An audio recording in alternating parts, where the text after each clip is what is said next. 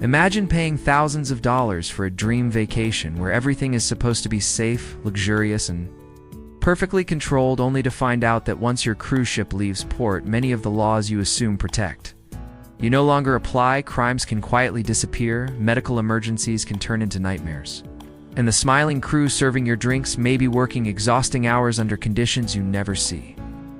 Cruise companies spend billions selling paradise at sea, but there's a long list of uncomfortable truths they rarely talk about, not because they're illegal, but because they're bad for business. In this video, we're pulling back the curtain on the cruise industry to expose what really happens behind the scenes. From legal loopholes and hidden dangers to environmental damage and financial tricks that quietly drain your wallet. This isn't about scaring you away from cruising. It's not an attack on people who love cruises. But if you're going to step onto a floating city in the middle of the ocean, you deserve to know exactly what you're signing up for. Because once you're at sea, help, justice, and even basic rights may be a lot farther away than you think. The illusion of luxury at sea. Cruise ships are marketed as floating resorts where everything is handled for you, from gourmet meals to world-class entertainment, all wrapped in a promise of safety and convenience. The advertisements show crystal-clear pools, smiling families, and endless buffets, creating the idea that cruising is one of the safest and easiest ways to travel. What most passengers don't realize is that a cruise ship is not just a hotel. It's a self-contained city operating under a unique legal and corporate structure designed to protect the company first. The moment you step on board, you enter a world where normal expectations often don't apply, and the rules are written in a way that heavily favors the cruise line. Cruise companies invest heavily in branding because perception is everything. They want passengers focused on relaxation, not on questioning how things actually work.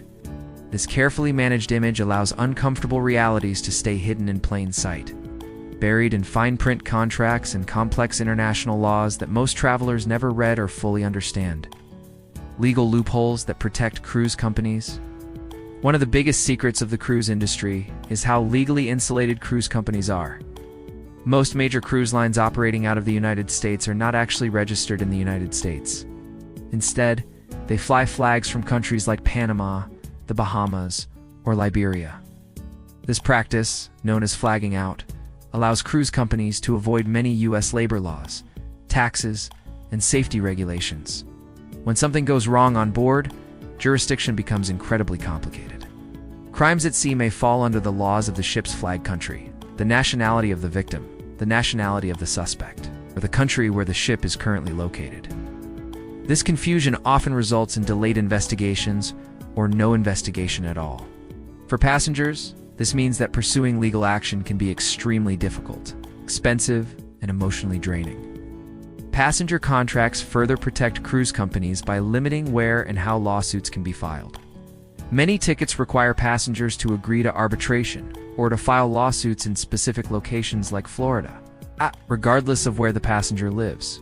These contracts also limit the amount of time passengers have to file claims, sometimes giving them only a few months to take legal action.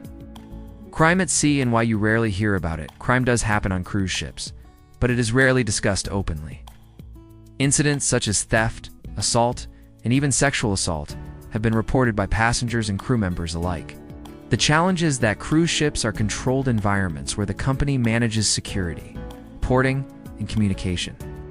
Many victims report feeling discouraged from contacting outside authorities. Instead, they are often told to report incidents to ship security, who are employees of the cruise line. This creates an inherent conflict of interest.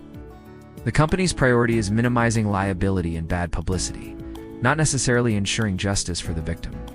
Because ships move between international waters and foreign ports, crimes can fall into legal gray areas. Evidence can be lost, witnesses can disperse, and suspects can disembark in other countries. All of this makes prosecution difficult, and in some cases, impossible. Medical emergencies and the limits of onboard care. Cruise ships advertise having medical centers and doctors on board, which gives passengers a sense of security. While ships do have medical facilities, they are not hospitals, and they are not equipped to handle every emergency. Serious medical situations, such as heart attacks, strokes, or severe injuries, may require evacuation, which can take hours or even days, depending on location and weather. Onboard medical care is also expensive. Many passengers are shocked to receive medical bills costing thousands or tens of thousands of dollars for treatment they assumed would be covered. Most cruise lines require passengers to pay up front for medical services, even in emergencies. Doctors and nurses on board are often contractors, not cruise line employees, which can complicate liability issues. If something goes wrong, passengers may have limited legal options to pursue claims for medical negligence, sanitation, illness, and outbreaks.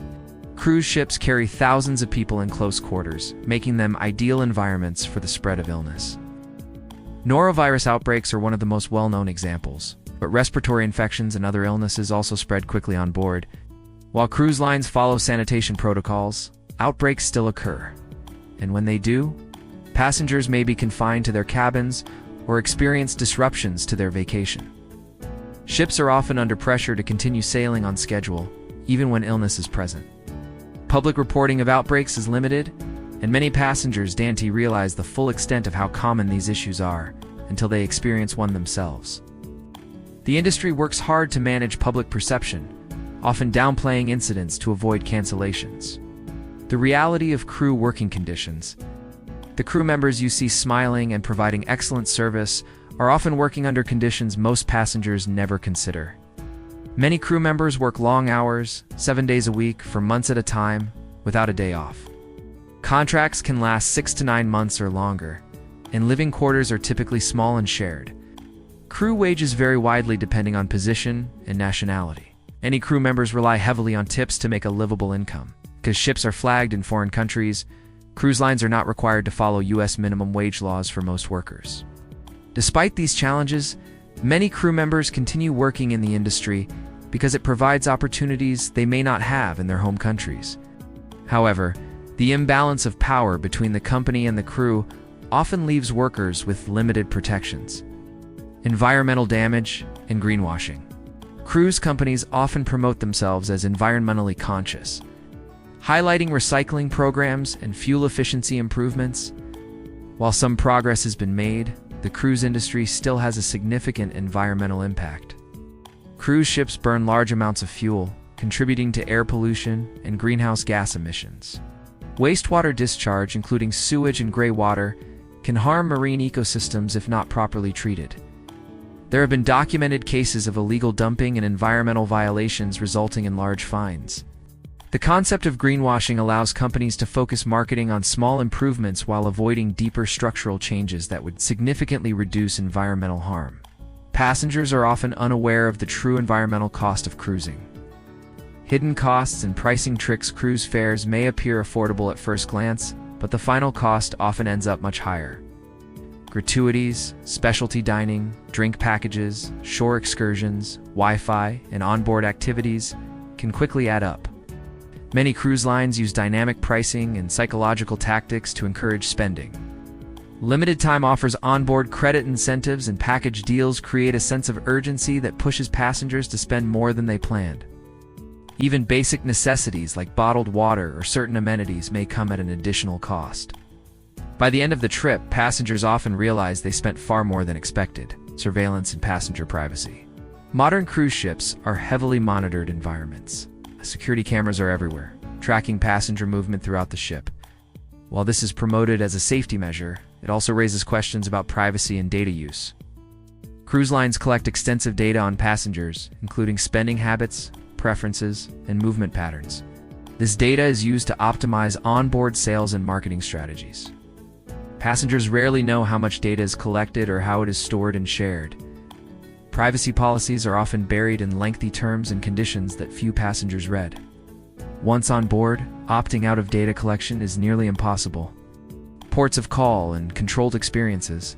Cruise itineraries often promise exotic destinations and cultural immersion, but the reality is often tightly controlled. Many ports of call are designed specifically for cruise passengers, featuring company-owned shops and attractions. These environments limit interaction with local communities and funnel tourist spending back to the cruise company rather than local businesses. Shore excursions are carefully curated to manage risk and maintain control over the passenger experience. While this can make travel easier, it also creates a sanitized version of destinations that hides real cultural and economic realities. When things go seriously wrong, major incidents such as ship fires, power failures, or mechanical breakdowns are rare, but not unheard of. When they occur, passengers may experience extended delays, limited resources, and uncomfortable conditions. In these situations, cruise companies focus heavily on damage control and public relations. Compensation is often limited, and passengers may feel their concerns are minimized. These incidents reveal how vulnerable passengers can be when a floating city faces a serious problem far from shore. What cruise companies don't want you to think about: the cruise industry thrives on keeping passengers focused on enjoyment rather than risk. By framing cruising as carefree and all-inclusive, companies reduce scrutiny and questions. Understanding these hidden realities doesn't mean cruises are inherently bad, but it does mean passengers should approach them with informed expectations. Awareness allows travelers to make better decisions and protect themselves.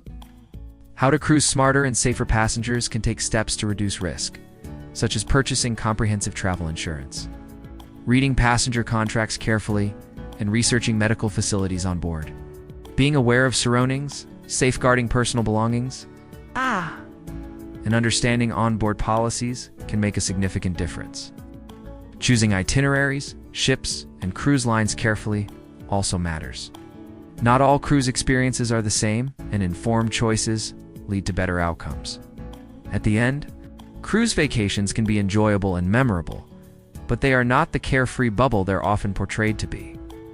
Behind the luxury is a complex system designed to protect corporate interests.